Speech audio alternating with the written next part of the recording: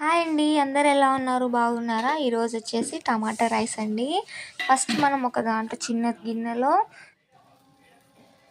తగినంత నూనె వేసుకొని కొంచెం సోంపు, తాలింపు, విత్తనాలు, కరివేపాకు, అల్లము వెల్లుల్లి పేస్ట్ వేసి వేగనివ్వాలండి. ఉల్లిపాయ ముక్కలు, పచ్చిమిరపకాయలు, ఉప్పు, పసుపు వేసి మగ్గనివ్వాలండి. తర్వాత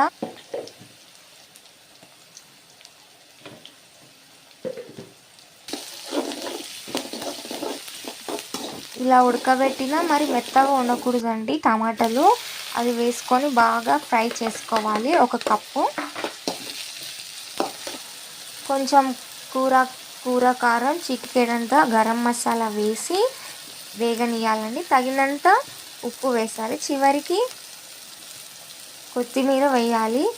ఇలా వేయించినప్పుడే ఊరికే గరిటెతో తిప్పకూడదు. అలా చేస్తే టమాటా గుజ్జు అనేది మెత్తగా అవుతుంది. ఇది రుచిగా ఉండదు.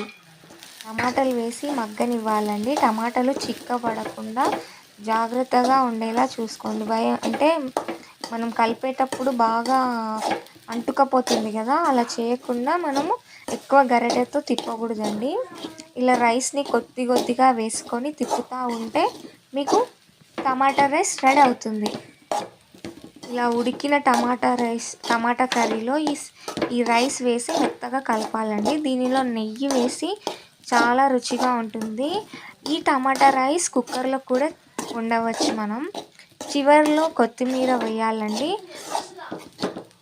వేడిగా తినాలండి. దీంతోపాటు సాంబార్, కొబ్బరి పచ్చడి వేసుకొని తింటే చాలా రుచిగా ఉంటుందండి కాంబినేషన్. సబ్స్క్రైబ్ టు మైబునార్ పిల్ల. Bye bye.